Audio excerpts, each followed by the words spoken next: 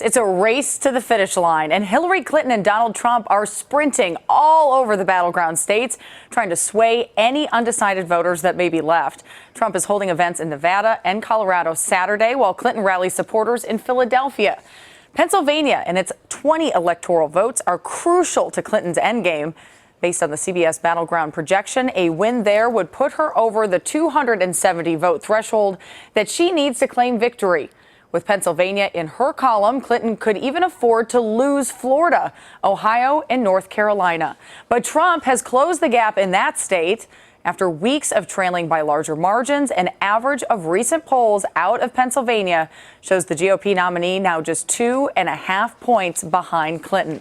Trump is neck and neck with Clinton in both North Carolina and Florida, and he has maintained a lead in Ohio. So if he can pull off an upset in Pennsylvania, then this race is anybody's game. The pair traded jabs on the trail earlier today. The Clinton family have made themselves rich by being in politics.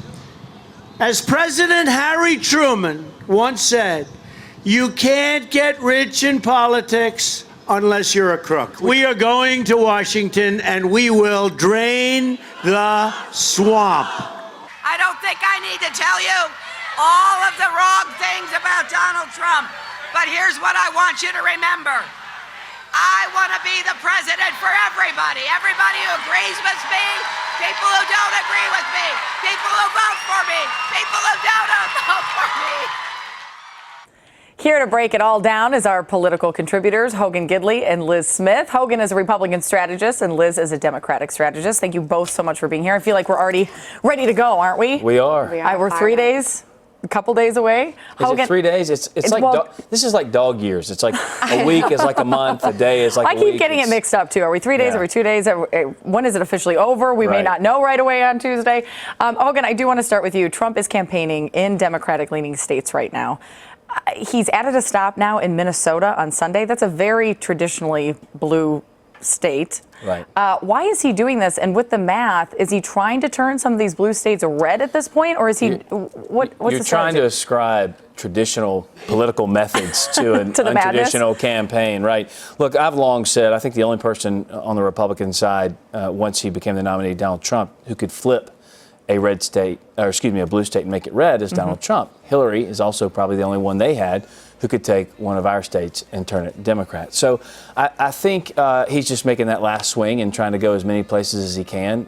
You know, the surrogates he has out on the trail largely are his family. Also, Mike Pence, of course, is out too. So I don't know why they're going to Minnesota. I mean, obviously, Ohio's a big battleground. We're holding a lead there now. To me, North Carolina kind of sums it up, says it all for Donald Trump. But, I mean, he's got to win Florida. He's got to win every state that Mitt Romney won, plus pick off a blue state or two. I don't know why you wouldn't do more in Pennsylvania, but maybe they have some numbers that we don't have at this point. Right. I don't know.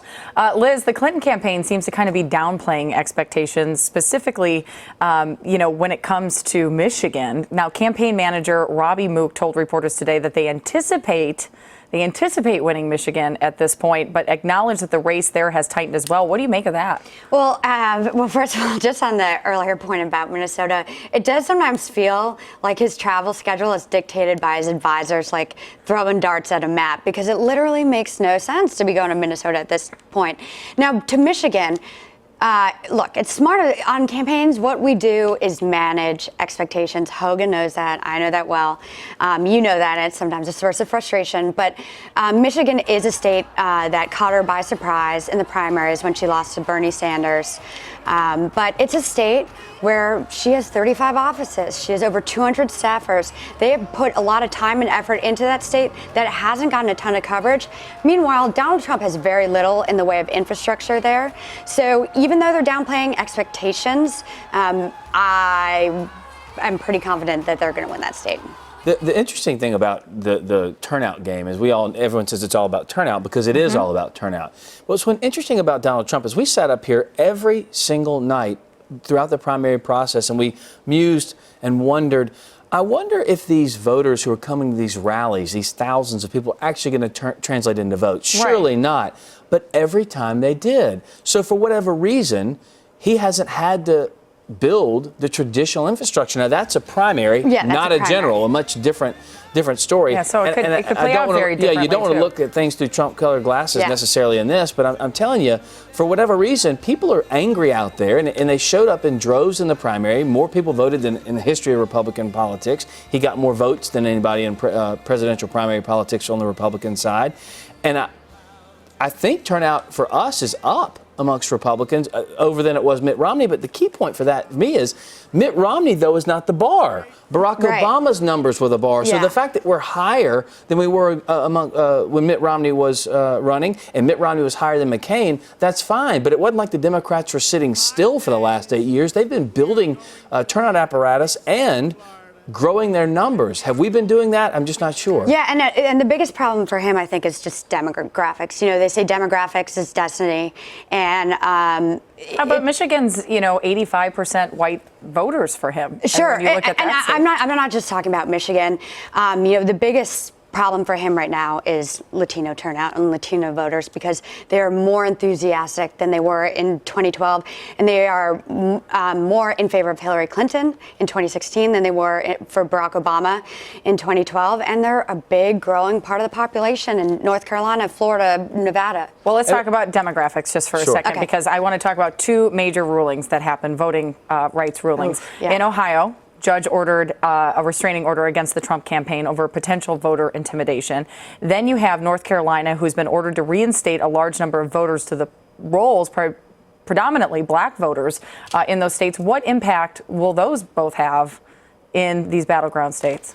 Oh, huge. I mean, it affects the turnout, and we just talked about turnout's everything. And if these rulings come down, and those are demographics that both of them need. Absolutely. And African Americans, I mean, Trump is actually probably going to get double what Mitt Romney got amongst African Americans. But we have to be careful, too, about not just the percentages, but the numbers. Yeah, the numbers. Right. So Hillary can get 95% of African Americans, but if there are fewer of them voting, 95% of a smaller number doesn't help her like the overall total. Now, she's making it up, I think, in Latino votes, because, I mean, you're seeing 137% increase in turnout in Florida. But again, that's one state. I'm not sure where it falls in some of the other states. In Nevada and North Carolina, too, it's high. Right. But you're also talking about some of the ways that I think Trump has inroads in some of these blue-collar states is because he's bringing that blue-collar message about TPP, getting rid of that, focusing on the American worker, putting the American worker first.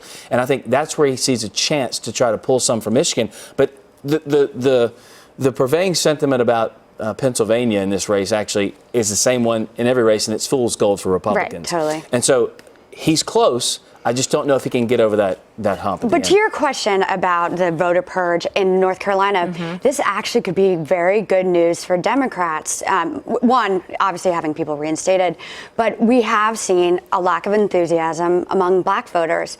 And if Democrats can go out there and say, look, Republicans are trying to take away your right to vote, that's a big motivator for black voters, and Democrats can use that to our advantage. Well, and that's what I wanted to ask you about specifically in Pennsylvania. But they've been saying that for a long time. That's nothing new. That's not a new charge against Republicans. And African Americans turned out in massive numbers for Barack Obama, went down in his second election. So that's actually not true. We were shocked in 2012 that it did not go down.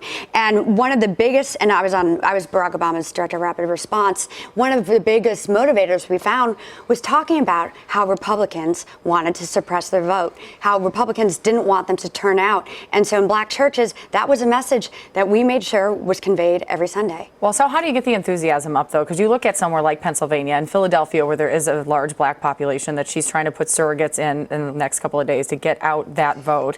The lack of enthusiasm, though, and you look at the tightening of that race, I want to ask both of you, I mean, what do the candidates need to do, specifically Clinton, to get out that vote? Yeah, so what we've seen in focus groups and in polling is that black voters are frustrated that she's not spoken to them and not spoken to their issues. She's just focused solely on disqualifying Donald Trump. And they want to hear her talk about issues like criminal justice reform. She's finally doing that, and that might help. Getting these high-profile surrogates out on the trail might help. Talking about how Republicans are trying to take away their right to vote might help.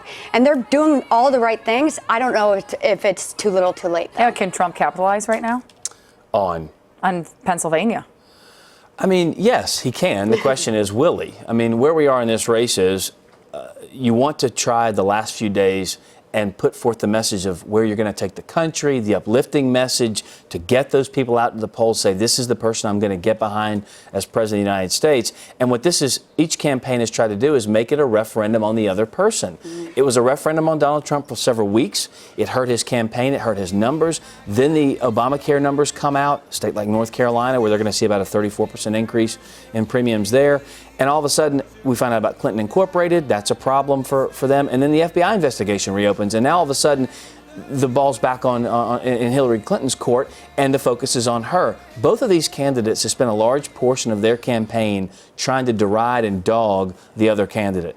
I want to ask you about the celebrity impact, potentially. You have LeBron James coming out. You've got Katy Perry. We saw Beyonce. We saw Jay-Z.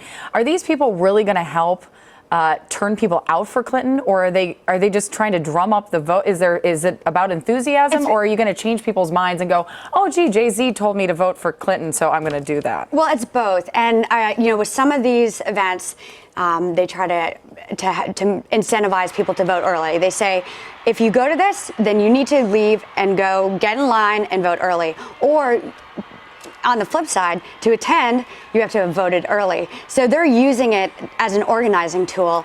But there's no doubt it helps with enthusiasm. Who doesn't want to see Jay-Z and Beyonce in concert? And it helps get them good publicity. If you look at the newspapers today, that was on the front page of newspapers across Ohio, here in New York, not exactly a swing state, but it got a lot of coverage for her. So there are many different facets to why it's helpful for her. Right, and I mean, look, you're talking about the star power, the celebrity star power of someone like Katy Perry, Jay-Z and Beyonce, some of the biggest Twitter followers in the world. Right. I prefer them not to talk about politics, and like you said, who doesn't want to see them in concert? Well, can it turn some people off? I'd like to see them in concert. Right. You talking politics turns me off, right. But that's my own opinion, and I'm not exactly sure, but I will say this, to have a concert with the premise being you have to register or you have to vote to come to the concert, it's a brilliant move. Yeah. And like you said, to use it as an organizational tool is great. But hey, we have Ted Nugent. That's like Beyonce. To some it is. Huge in Michigan. Huge in Michigan. Yes, I mean, you can't knock them, that's for sure. I also want to talk about Melania Trump.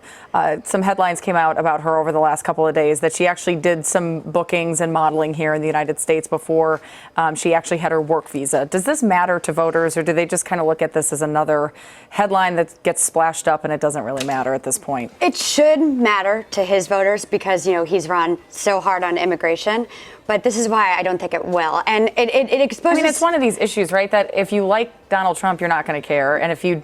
I don't know. It's but it sort of shows the hypocrisy of his message here, and it also sort of conveys that he's concerned about Muslim immigrants, Mexican immigrants, but not European immigrants.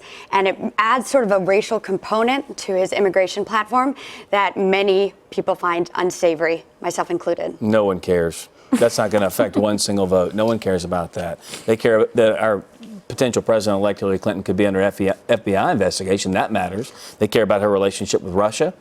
They care about the fact they don't have a job and haven't had one in 8 years. They care about the fact their wages have been stagnant for 30 years. Her relationship with Russia? Absolutely. She sold our uranium to Russia. Of course they care about that. But even in that, I mean, I'm going to say the same thing to you that I said to her. If you don't like Hillary Clinton, these things, you're just still going to not like Hillary Clinton. It's why we saw the poll that said 83% are disgusted with the election. Who are the 13 who aren't? Right. You know what I mean? That's what we're laughing about. They seriously need a mental Who health likes this, right? Well, and it's just been nasty from the get-go. So just a few more days, everybody. That's right. Just deep breath. Hogan, yes, very good. Hogan, Gidley, and Liz Smith, thank you both so much for being with us.